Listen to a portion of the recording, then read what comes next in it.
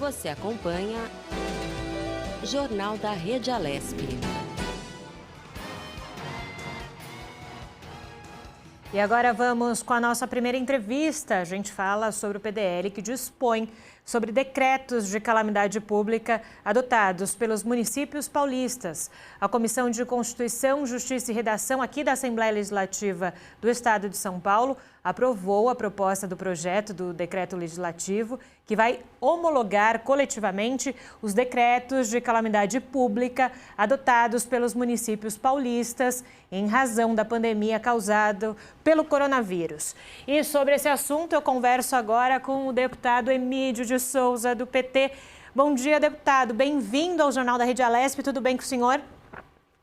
Bom dia, Júlia. Bom dia a todos os telespectadores da TV Alesp. É um prazer estar aqui com vocês. O prazer é nosso, deputado. E justamente sobre uma questão tão crucial nesse momento também para os municípios, nesse momento de pandemia, o senhor foi o relator justamente dessa proposta aprovada. Então, para quem está em casa, sobre essa proposta, o que vocês discutiram por lá até ela ser aprovada? Olha, Júlia, o que se trata é o seguinte, você sabe que todas as vezes que tem uma situação de calamidade, ou seja, por um desmoronamento, por um alagamento, por um incêndio, qualquer tragédia, os municípios, eles podem decretar estado de calamidade pública e para poder facilitar a aquisição de equipamentos ou de pessoal, contratação de pessoal necessários ao combate daquela situação. São situações emergenciais que não podem esperar um processo licitatório comum e o prefeito tem que ter liberdade para agir com rapidez. Evidentemente, ele também vai prestar contas desse período. Ele tem mais facilidade para agir excepcionalmente. Esses decretos que os prefeitos fazem, eles têm que ser depois confirmados pela Assembleia, têm que ser julgados pela Assembleia Legislativa. A Assembleia tem que aprovar, senão ele não vale. E neste ano, com a pandemia, já o ano passado, mas com a pandemia, a quantidade de decretos que vem é muito grande. Nós estamos nesse momento, com mais de 100 pedidos de cidades paulistas querendo reconhecer estado de calamidade pública por conta do combate ao novo coronavírus. Esse pedido fez com que essa quantidade de pedidos, fez com que a gente, já no ano passado, fizesse um decreto legislativo dizendo, olha, a Assembleia reconhece automaticamente os pedidos de calamidade pública feitos e nós estabelecemos as condições que os prefeitos devem obedecer para atingir aquilo. Nesse ano, nós renovamos, nesse momento, nós estamos discutindo a renovação desse decreto geral, né, para atender as cidades com mais rapidez. A Comissão de Constituição e Justiça, nós fizemos uma reunião com o Tribunal de Contas do Estado de São Paulo, né, com a presidenta, e nós fizemos um entendimento com o tribunal como que deveria ser esse decreto. E aí chegamos numa redação comum, eu fui o relator desse projeto de decreto legislativo. O Colégio de Líderes já examinou e ele deve ir a voto na próxima quinta-feira, né, para poder atender rapidamente as cidades paulistas. Justamente então, notícia em primeira mão aqui do deputado falando que já nessa semana acontece essa votação em plenário. Deputado, me chamou a atenção também na sua fala, justamente no momento que o senhor lia o projeto, justamente o seu relatório sobre ele, né, que o senhor fala sobre a importância da flexibilização de regra nesse momento de pandemia, mas que essa questão não pode se ter um relaxamento quanto à austeridade e lisura nos gastos públicos. Acho que é um ponto fundamental essa sua fala, justamente para que as pessoas entendam que, apesar da regra acelerar esse processo, é preciso ter cuidado com o gasto público. Exatamente, quer dizer, o fato dele poder comprar as coisas mais rapidamente, nós exigimos, por exemplo, no nosso decreto, que ele faça uma consulta de preços, não é uma licitação comum, mas ele tem que fazer uma demonstração de qual é o preço mais conveniente, qual a melhor mercadoria. Tem que ser um processo rápido, não é uma licitação.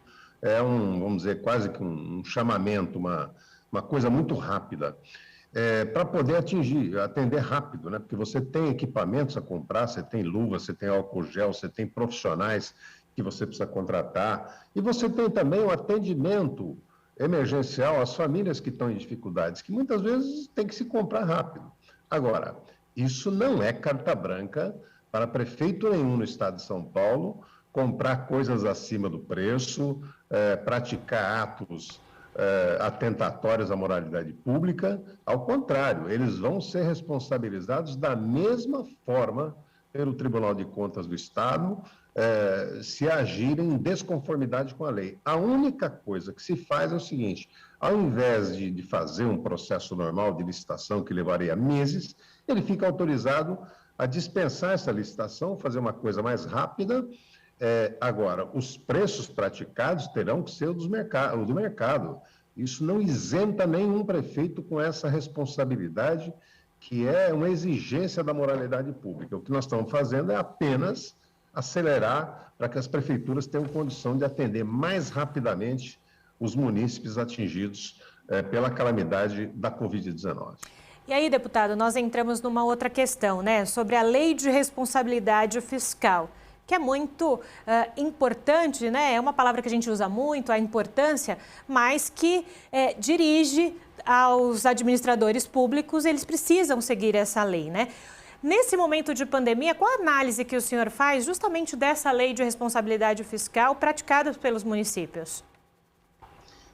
Eu acho, Júlio, que é uma discussão que vai ter que ser feita com muita calma. Nós até chegamos a conversar sobre isso lá na reunião com o Tribunal de Contas.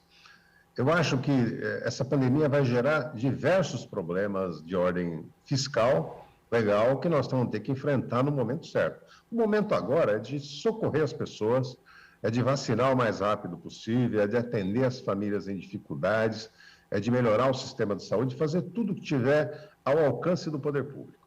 Depois, nós vamos ter que lidar com as consequências disso, né? Então, por exemplo, quem eventualmente praticar preços acima do mercado terá que responder por isso, né? Da mesma forma que se responde. Quer dizer, a agilidade é para fazer as coisas rápido, mas corretamente. Não é para aproveitar dessa brecha para fazer qualquer coisa errada. Com relação à lei de responsabilidade fiscal, como é uma lei federal, ela terá que passar por adaptações para esse período, na minha opinião. Por quê? Porque, veja, por exemplo, o caso, vamos dizer, por exemplo, o gasto com educação. Com escolas fechadas o ano passado inteiro, muito embora os salários dos professores continuam sendo pagos, muito embora muitos municípios continuaram oferecendo merenda para os alunos, a verdade é que isso deve ter diminuído os gastos com educação. Então, nós vamos ter que ver, nós, tanto na Assembleia, mas principalmente a Câmara Federal, o Poder Legislativo Federal, terá que ver como é que isso vai ser interpretado, né? Como é que vai ter alguma flexibilidade para interpretar isso ou não? Porque eu acho que vai acabar tendo uma enxurrada de municípios que, pela ausência de aulas, não conseguirão atingir os 25% da educação. Então, e outros temas, né? A quantidade de recursos, despesas ordinárias que teriam que estar de acordo, podem não estar de acordo, porque a verdade é que a pandemia também desorganiza as finanças públicas dos municípios e terá que ser tratado dessa forma. A emergência se trata com emergência, mas é uma questão que ainda vai se discutir. O nosso projeto de decreto legislativo ele só dá conta dessa questão da emergência, mas ele não dá conta desse problema das consequências futuras que a pandemia vai deixar nas finanças e na administração municipal. Agora, o senhor falou no início aqui da nossa entrevista justamente sobre essa interlocução com o Tribunal de Contas do Estado, né, o quanto eles foram importantes também para a redação final desse decreto. Essa interlocução legislativo-Tribunal de Contas, não é porque o tribunal tem, por si só, regularizar e analisar essas contas dos 644 municípios. Lembrando, aqui a cidade de São Paulo tem o seu órgão, que é o Tribunal de Contas do município. Não, é assim, Julie, o tribunal, ele cuida, além do governo do estado, todas as estatais paulistas, de metrô, a CPTM, todas, ele cuida dos 644 municípios. O único que está fora é a capital, que tem um tribunal de contas próprio.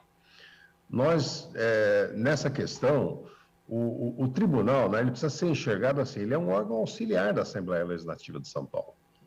Ele é um órgão que cuida das contas como um órgão auxiliar da Assembleia. Então, a Assembleia, evidentemente, ao tratar de uma situação como essa, né, dos municípios, ele tem que cuidar, estar em sintonia com o que diz o Tribunal de Contas do Estado, com o que pretende, com as normas que ele tem de finanças públicas. Então, é uma coisa que me parece que assim, é muito útil, porque até agora, o que acontecia? Um município X entrava com pedido na Assembleia, falava da situação, nós tínhamos que ficar pedindo documentação para ele, olha, precisa provar que está em calamidade, qual a situação, qual o número de internados, qual o número de pessoas em dificuldade financeira, quantos leitos de UTI estão faltando nesse município. E aí nós acaba levando um tempo muito grande, esse fluxo de informações, para poder aprovar o projeto. Hoje, o Tribunal de Contas do Estado, ele possui um portal, dentro do site dele, você vai encontrar lá o portal da Covid. O portal da Covid tem todas as informações da situação da Covid nos 644 municípios do estado. Casos confirmados, óbitos, leitos, como é que está isso, qual a situação do município, a receita dele, como é que ele está, quanto dinheiro ele está recebendo, tudo isso está ali. Né? E o tribunal está exercendo, inclusive, uma averiguação em tempo real dos gastos de alguns municípios. Não do todo, mas por amostragem. Você tem uma verificação real. Então, qualquer cidadão que entrar lá, ele vai ver no portal da Covid, ele vai ver a situação da Covid no estado de São Paulo. Enfim, eu acho que é um trabalho conjunto que a Assembleia está fazendo com o tribunal, ele é o órgão auxiliar nosso, e acho que tem sido muito importante. A direção do tribunal está de parabéns pelo trabalho que está fazendo lá, um trabalho altamente profissionalizado. E, vamos dizer, eu acho que essa aprovação desse PDL vai dar um fôlego para as prefeituras paulistas que estão precisando agir com rapidez no combate à Covid-19. Perfeito. Deputado Emídio de Souza, muito obrigada pela sua contribuição aqui no Jornal da Rede Alesp. Sempre muito bem-vindo aqui com a gente. Olha, muito obrigado a você, muito obrigado também a todos os telespectadores, e eu fico à disposição para vocês. Os profissionais da saúde que não atuam na linha de frente do combate à Covid-19, além dos autônomos com mais de 47 anos, poderão ser vacinados contra a doença na capital paulista a partir desde ontem, segunda-feira. Segundo o secretário municipal da Saúde, o Edson Aparecido, a expectativa é de vacinar 46 mil pessoas. O grupo começou a ser vacinado no início de fevereiro e a faixa etária foi sendo ampliada conforme disponibilidade de doses da vacina. A capital possui atualmente 468 unidades básicas de saúde, as UBSs, 76 drive-thrus, 17 serviços de atenção especializada, o SAI, 3 centros escolas e 83 postos volantes que realizam a vacinação. A vacinação nos postos drive-thru devem ser retomadas com ampliação do público-alvo da campanha. Já nas unidades básicas de saúde, o horário de atendimento é feito de segunda a sexta, das 7 da manhã às 7 da noite. Os endereços das unidades podem ser acessados pela ferramenta Busca Saúde. Já na UBSS, com sistema drive-thru, o horário de atendimento é das 8 da manhã às 5 da tarde. Em 30 anos, a quantidade de pessoas diagnosticadas com demência mais que dobrou no Brasil. E a tendência é de que esse fenômeno tome proporções ainda maiores. Até 2050, a doença de Alzheimer, tipo mais comum de demência, pode quadruplicar na população brasileira, caso não sejam adotadas medidas efetivas de prevenção. O cenário foi traçado por pesquisadores de universidades do Brasil e da Austrália em um estudo divulgado nesta semana na Revista Brasileira de Epidemiologia. A equipe analisou dados do estudo longitudinal da saúde dos idosos brasileiros realizados entre 2015 e também 2016 e questionários respondidos por 9.412 adultos com ao menos 50 anos. A investigação também mostrou que aqui no Brasil a proporção de pessoas com Alzheimer aumentou 127% em 3 décadas. Na amostra analisada, a probabilidade de diagnóstico do Alzheimer aumentou 11% para cada ano a mais vivido. Nathan Fetter, um dos autores do estudo e pesquisador da Universidade Federal de Pelotas e também de uma universidade australiana, enfatizou que, considerando o processo de envelhecimento da população brasileira, as autoridades precisam olhar com atenção para os dados obtidos.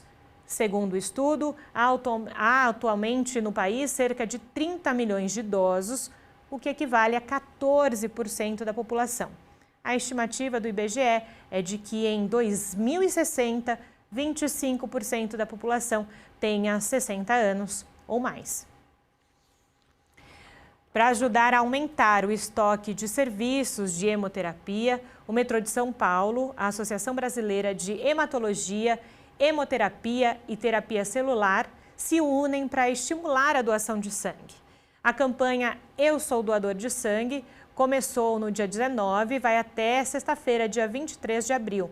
De acordo com o Ministério da Saúde, cada doação de sangue tem potencial para salvar a vida de até 4 pessoas. Por isso, serão afixados cartazes explicativos. O de Sangue de São Paulo faz um apelo de sensibilização para que as pessoas continuem doando sangue nesse momento em que a grave crise sanitária tem impactado na queda das doações. Sobre esse assunto, a gente conversa agora com a médica Aline Miranda.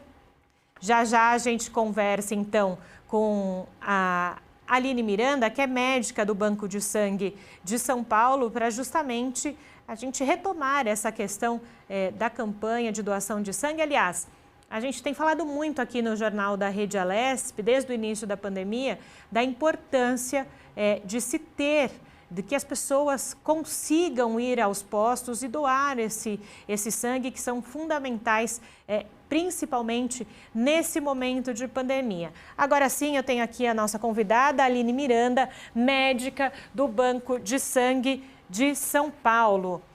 Doutora Aline, bem-vinda aqui ao Jornal da Rede Alesp. Nesse momento, eu falava agora há pouco, né, doutora, o quanto se pede para que as pessoas não deixem, de doar sangue, ainda mais nesse momento de pandemia. Olá, bom dia a todos. Realmente isso é de extrema importância. Os bancos de sangue continuam trabalhando, os pacientes que precisam receber transfusão de sangue continuam precisando, né? Tem pacientes em tratamento de quimioterapia e transplantes que continuam precisando, e é de extrema importância que os doadores continuem comparecendo aos bancos de sangue, né? Os bancos de sangue estão preparados para receber com toda a segurança. Nós do Banco de Sangue de São Paulo, inclusive, temos uma certificação de boas práticas para a prevenção de Covid nos doadores, né, durante o processo de doação. Então, é de extrema importância que os doadores continuem doando. Agora, doutora, hoje, qual é a situação dos estoques de banco de sangue, como eu disse, né, nesse último período, com esse agravamento da pandemia? Os estoques, eles estão bem baixos, a maior parte dos bancos de sangue estão trabalhando no limite de estoque mínimo. Então, a gente está conseguindo atender os pacientes que precisam, mas com bastante esforço, né, com bastante dificuldade, visto que teve uma diminuição grande da quantidade de doadores e os pacientes continuam precisando da mesma forma. Então, os estoques estão bem baixos. Justamente, a senhora tocou num ponto, né? Não só as pessoas ficam com receio, né, de irem doar pelo local, por receio de acabar adquirindo a Covid-19, Mas, nesse momento do agravamento, muitos que estão internados também necessitam desse estoque, desse sangue, né? Acabou que estamos num momento crítico também para os bancos de sangue, é isso? É exatamente isso. Os bancos de sangue têm realmente trabalhado no limite da quantidade suficiente de sangue para fazer os atendimentos necessários, porque os pacientes que já antes precisavam de transfusão continuam precisando, e os pacientes com Covid, os que estão mais graves em UTI, também têm precisado de transfusão de sangue. Então, o consumo até aumentou, enquanto que o número de doações caiu por causa dessa preocupação das pessoas de se locomoverem até o banco de sangue, de fazer sua doação, entendendo que isso pode ser uma situação de risco, quando na verdade é de extrema importância, né? Então, todos os bancos de sangue estão preparados para receber os doadores e não há risco nesse processo.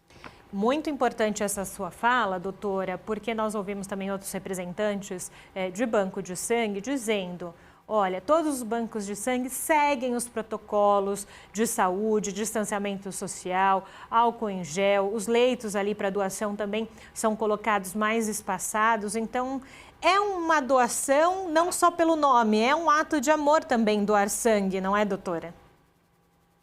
Sim, exatamente. Cada doação pode salvar até 4 vidas, né? Pode ajudar até 4 pessoas. Então, considerando que a gente está nesse momento de pandemia, em que a gente começa a pensar mais nas outras pessoas também, né? Uma ajuda muito importante é realmente a doação de sangue. E é exatamente isso que você falou. Todos os protocolos de segurança para os doadores, eles são seguidos.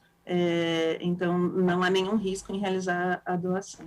Aproveitando então essa nossa prestação de serviço aqui no Jornal da Rede Alesp, passando informações importantes para quem nos assiste agora, doutora.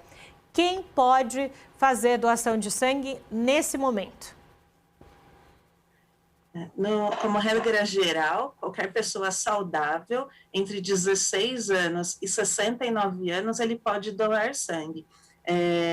Em relação à idade, quando o doador tem entre 16 e 18 anos, é necessário a autorização de um dos pais ou responsável legal, e entre 60 e 69 anos, a pessoa precisa já ter doado alguma vez na vida, então não pode ser a primeira doação da vida nessa idade.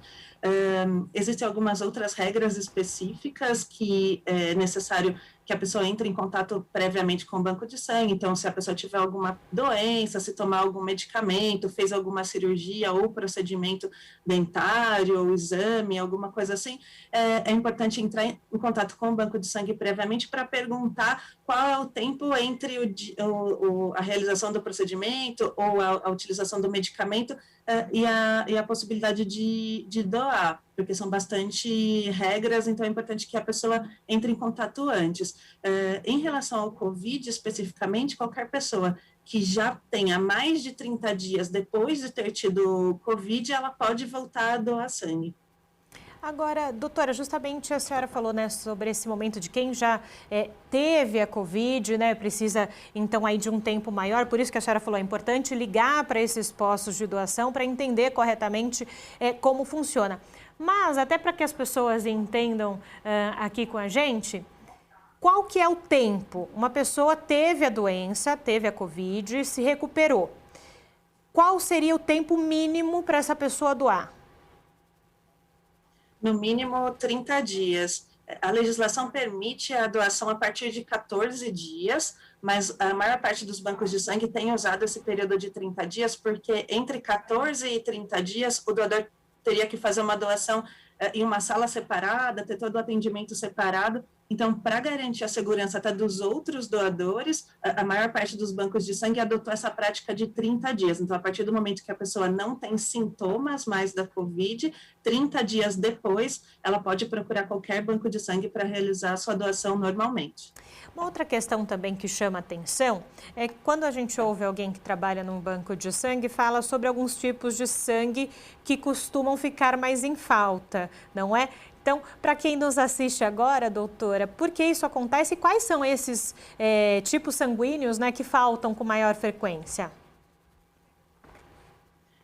nesse momento a gente está em falta de todos os tipos Sim. sanguíneos, né? Então, qualquer pessoa de qualquer tipo sanguíneo é muito bem-vinda no banco de sangue, mas, em geral, as pessoas que têm tipo sanguíneo com RH negativo, então, O negativo, A negativo, geralmente a gente tem mais dificuldade de conseguir esse tipo de doadores, em especial os O negativo, porque numa situação de emergência, como um acidente, uma transfusão de muita emergência, é o tipo que a gente utiliza de imediato, então acaba gastando mais bolsas O negativo do que o número de pessoas que realmente recebem e são do tipo O negativo. Mas como eu disse anteriormente, a gente está com necessidade de todos os tipos sanguíneos, qualquer tipo sanguíneo é muito bem-vindo para a doação. Trazendo, então, essa realidade da doação de sangue aqui para a Assembleia Legislativa de São Paulo, nós temos alguns projetos, né, em andamento e também leis que buscam, então, esse incentivo à doação de sangue. Vou falar 2 deles. Temos o PL 1154 de 2019, que obriga as concessionárias dos sistemas de transportes públicos a promoverem, então, campanhas permanentes para esse estímulo à doação. E também tem a Lei 16.389 de 2017, que institui o mês Junho Vermelho, justamente dedicado a essa campanha. Dentro dessa questão, né, nós estamos dentro de uma casa legislativa que também pensa sobre esse assunto. A análise da senhora, a campanha só no mês de junho, por exemplo, ela ajuda, incentiva ou é algo que precisa ser dito todos os dias, como a gente está falando aqui? É claro que as campanhas sempre ajudam, né? Então, fazer as campanhas faz as pessoas relembrarem dessa questão, porque enquanto a gente não precisa, um familiar não precisa de uma transfusão de sangue, a gente vai se esquecendo no dia a dia de realizar a doação. Então, a cada momento que há essa lembrança, então é uma reportagem na televisão, é um panfleto, alguma coisa no transporte, é claro que sempre ajuda. A qualquer momento, né? Então, se puder ser feito no mês de julho, excelente, mas a melhor situação é que houvesse esse estímulo frequente, relembrando as pessoas a respeito da necessidade da doação de sangue rotineira, né? Que as pessoas se tornem doadores rotineiros, doem sangue várias vezes ao longo da vida. Isso me remete a uma outra questão, essa é uma questão de cidadania também, né? Tudo bem que nós temos um limite de idade, a partir de uma idade, para poder fazer a doação, mas uma educação sobre o assunto, né? Discutir também com as crianças e adolescentes, para que eles saibam que a partir daquela determinada idade, eles podem fazer o bem também para outras pessoas. Sim, é de extrema importância que a gente ensine as crianças e os jovens que a doação de sangue é uma coisa essencial, né? Que faz bem para quem está recebendo e também faz bem para quem está doando, né?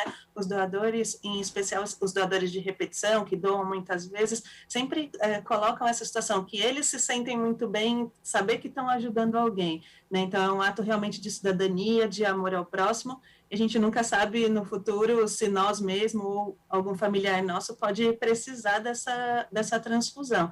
Então, criar nos jovens essa cultura de doação e de ajuda ao próximo é realmente uma coisa que a gente sabe que funciona, né? Diversos países que apostaram nesse tipo de estratégia alguns anos atrás, hoje tem uma quantidade de doadores regulares maiores do que nós, né? Hoje o banco de sangue funciona, né, diariamente das 8 da manhã às 5 da tarde. É preciso fazer o agendamento prévio, ainda mais porque estamos nesse momento da pandemia, como funciona no caso específico aí do banco de sangue aqui de São Paulo? Isso, o Banco de Sangue de São Paulo está trabalhando todos os dias de domingo a domingo, nos sábados, domingos e feriado das 8 às 16 horas e nos demais dias, de segunda a sexta-feira, de 8 às 17. Não é necessário fazer agendamento, a gente tem um espaço amplo para receber os doadores e realizar todo esse distanciamento e todos os cuidados. Sempre aos finais de semana e feriados, a gente costuma receber mais doadores, então para quem tem disponibilidade de ir realizar a doação durante a semana, que faça isso, né, que vá durante a semana, mas se não for possível, compareça aos finais de semana ou feriados e a gente vai tomar todos os cuidados, todas as medidas serão tomadas para as regras de segurança serem mantidas. Perfeito, doutora Aline. Obrigada, viu, pela sua contribuição aqui, trazendo esse alerta tão importante para a gente, que é a doação de sangue. Bom dia. Eu que agradeço a oportunidade. Bom dia. Em reunião extraordinária, presidida pelo deputado Carlão Pignatari, do PSDB, presidente da Assembleia Legislativa, os parlamentares discutiram e votaram o projeto de lei complementar 5 de 2021, que autoriza a prorrogação de contratos de trabalho de profissionais da saúde em decorrência da pandemia da Covid-19. O repórter Sérgio Everton acompanhou, então, essa sessão realizada na última segunda-feira em ambiente virtual. São 934 profissionais de saúde da rede estadual que terão seus contratos prorrogados por até um ano. Essa modificação será feita na Lei Complementar 1039, que trata de contratações por tempo determinado para atender a necessidade temporária de excepcional interesse público, que no caso atual é a crise sanitária e seus efeitos. O deputado Carlos Gianazzi é a favor do projeto, mas frisou a questão dos concursos públicos, de pessoas aprovadas que ainda não foram chamadas, principalmente na área da saúde. Nós temos concursos abertos, várias pessoas prestaram concursos na área da saúde, sobretudo na área da enfermagem. Nós temos técnicos de enfermagem que já foram aprovados, estão esperando para serem chamados. Tenho enfermeiros e enfermeiras que foram aprovados, estão esperando. Tem médicos que foram aprovados, estão aí na fila de espera e o governo não chama. E, no entanto, o governo fica precarizando, através da Lei 1093, a contratação desses servidores. O deputado Vinícius Camarim, agora líder do governo, disse que o governo tem sim interesse em chamar os concursados. É de interesse do governo chamar os concursados para os serviços de saúde. O grande problema, deputado Gianazzi, aqui já avisando toda a casa, é que a Câmara Federal, o Congresso, aprovou aquela medida provisória que proíbe a contratação de novos concursados. O governo do Estado já pediu uma consulta ao Tribunal de Contas da União para que não haja nenhum problema jurídico, até de retaliação do governo federal com o governo do Estado. Então, há o interesse, o governador João Dória determinou que a Secretaria de Estado de Saúde contrate os funcionários concursados. A deputada professora Bebel disse que toda a bancada do PT vota a favor do projeto de lei complementar. Eu quero alertar, aqui para todos e todas, que não se trata de uma votação para sempre, é uma prorrogação, na verdade, como é o categoria O, no caso dos professores. Para não perder o vínculo imediatamente ter que chamar novos, então você já pega quem está e já deixa, porque é quem já está na lida com a pandemia. E com essa sensibilidade, que eu peço para que todos entendam que se fossem outros tempos, realmente eu não ia concordar. Mas como está se tratando de defesa da vida, e ela está acima de tudo, é por isso que nós vamos defender este PL. Não havendo mais oradores inscritos, as discussões foram encerradas e o projeto foi à votação. Em votação. As senhoras deputadas e senhores deputados que estiverem de acordo permaneçam como se encontram. Aprovado. Neste momento está aberto o prazo para solicitação de verificação de votação a ser feita no chat pelos líderes.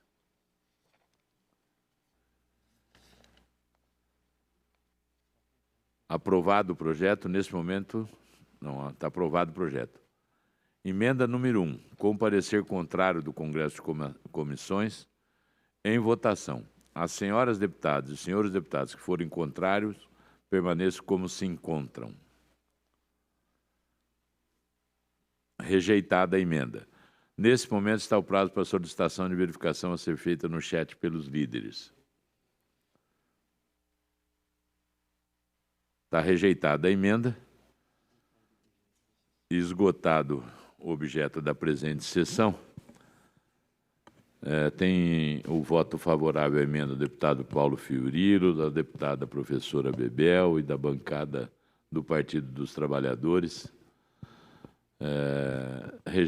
esgotado o termo da presente sessão, nós, aos líderes que estão presentes nessa sessão, deputado, voto favorável também do deputado Carlos Gianazzi. Não havendo mais nada a ser tratado, está encerrada a votação. O projeto de lei complementar número 5 de 2021.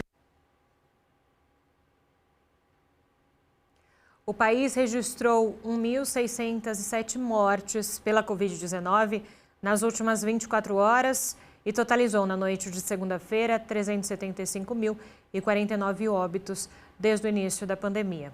Com isso, a média móvel de mortes aqui no país nos últimos 7 dias chegou a 2.860. Em comparação à média de 14 dias atrás, a variação foi de mais 3%, indicando tendência de estabilidade nos óbitos decorrentes da doença. Os números estão no novo levantamento do consórcio de veículos de imprensa sobre a situação da pandemia de coronavírus aqui no Brasil, consolidados às 8 horas desta segunda-feira.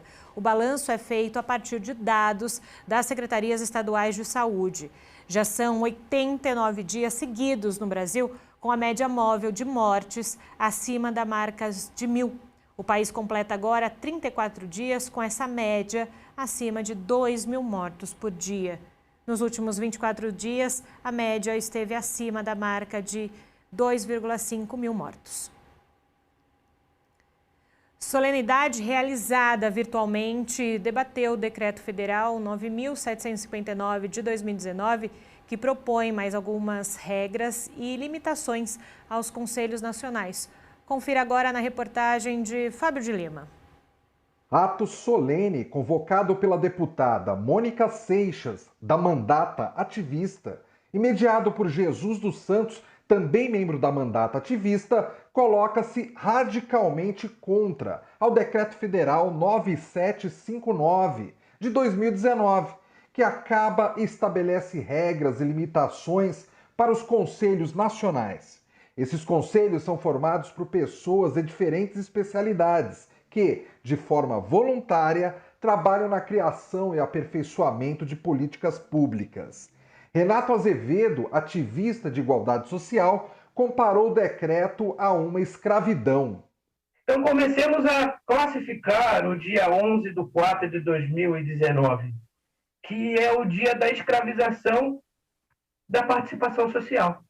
Foi um decreto escravizador, né? Em que coloca a participação social num modelo em que o totalitarismo e o fascismo aparecem, né? E com isso, a res pública, a coisa pública, ela vai se tornar, de uma maneira muito evidente, um jogo de interesse privatista. Luciano Caparrós, diretor do Movimento de Combate à Corrupção Eleitoral, diz que o decreto do governo federal vem mesmo impedir a população de participar das decisões públicas. O decreto 9.759 vem exatamente nesse sentido. Destruir e impedir a participação dos conselhos, inviabilizar os conselhos que são obrigatórios pela Constituição, impedir aqueles que não são obrigatórios e que, portanto, vivem por decretos e dependem da boa vontade do mandatário de plantão, e isso tudo traz insegurança e traz dificuldades. Tony Zagato, arquiteto e urbanista, destacou que nunca se deve confundir Estado com público e que a população tem sempre o direito de cobrar melhores políticas públicas. O estatal não se confunde com o público. O público, ele engloba a fiscalização e o controle social do Estado, de todas as pessoas que estão ocupando os estados, porque a história bem mostra que o Estado sempre será permeável à ocupação e particularmente das classes dominantes, para que ele se torne cada vez mais hermético e alheio às cobranças da população que depende das políticas públicas. Então, os conselhos, eles têm um papel fundamental de alargar o debate, mostrar o contraditório e se mostrar como espaços de resistência e de permanente questionamento das decisões à luz de todas as lutas históricas que vêm sendo travadas na sociedade brasileira. Wagner Romão, cientista político da Unicamp, Universidade de Campinas, explicou que ainda há forma de o STF, Superior Tribunal Federal, anular o decreto federal, mas para isso é preciso pressão popular sobre o STF. Mas ainda há uma decisão a ser tomada no mérito, né? E essa decisão só não foi tomada na liminar, que seria o mérito de revogação, né, obrigatoriedade de revogação, de extinção desse decreto. Isso não aconteceu na liminar por 6 votos a 5, apenas. Né? Então, eu penso que é muito importante que esse movimento nosso continue, né, tendo em vistas a pressionar o Supremo Tribunal Federal, o presidente do Supremo Tribunal Federal, Luiz Fux, a que recoloque na pauta este tema, para que a gente possa fazer pressão, né, e que a gente tenha uma decisão de mérito, né, portanto, definitiva, contra o decreto 9759. Jesus dos Santos, mediador do ato solene, encerrou o evento pedindo à população para participar mais do dia a dia da Alesp e defendendo mais participação popular nas políticas públicas do Estado de São Paulo.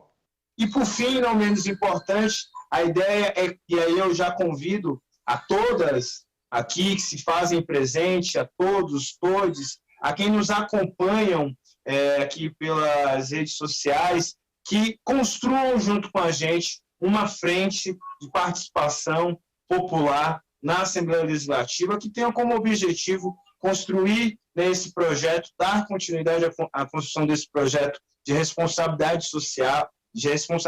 social, né, do Estado e do sistema de participação popular no Estado de São Paulo.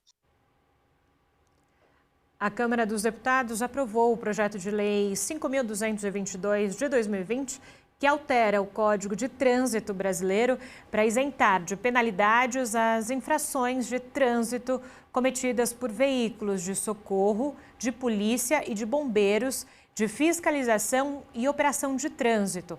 A proposta segue para análise do Senado. De acordo com o autor da proposta, o deputado Luiz Miranda, do DEM do Distrito Federal, muitas vezes os profissionais, ao realizar trabalhos de socorro, acabam tendo que frear os veículos para evitar as multas. Isso porque, segundo ele, o sistema de infração exige que preencham formulários para comprovar que o veículo estava em serviço. De acordo com um parlamentar, é uma matéria extremamente importante para quem está no combate à criminalidade e salvando vidas. Segundo o relator do projeto, capitão Wagner, do PROS do Ceará, a medida visa diminuir a burocracia excessiva, pois os profissionais acabam tendo de preencher um grande volume, novamente, de formulários para comprovar que o veículo estava em serviço de urgência. As empresas donas dos grandes shopping centers de São Paulo aumentaram a projeção de demissões por conta da pandemia da Covid-19. De acordo com o levantamento da Abrace, a Associação do Setor de Shoppings, até a semana passada a estimativa era cortar 55 mil vagas entre funcionários de lojas e dos próprios shopping centers. A conta agora chega em 60 mil postos cortados nas próximas semanas. Segundo a Abrace, dos 600 shopping centers no país, 37% ainda estão fechados e 63% funcionam com restrições de horários, serviços e também circulação. A Câmara dos Deputados aprovou no início dessa semana o projeto de lei do Congresso Nacional número 2 de 2021, que altera a Lei de Diretrizes Orçamentárias de 2021 e permite a abertura de crédito para programas de combate à pandemia da Covid-19.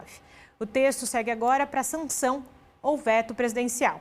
Os parlamentares federais deram aval para tirar da meta de resultado primário os créditos extraordinários utilizados no combate à pandemia e os gastos com o Programa Nacional de Apoio às Microempresas e Empresas de Pequeno Porte e o Programa Emergencial de Manutenção do Emprego e também da Renda.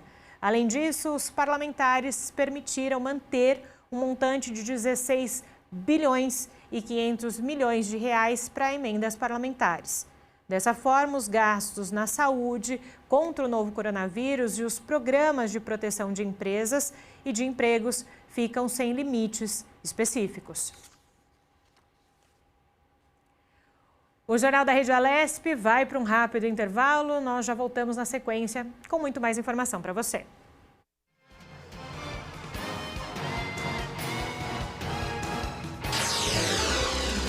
Você acompanha Jornal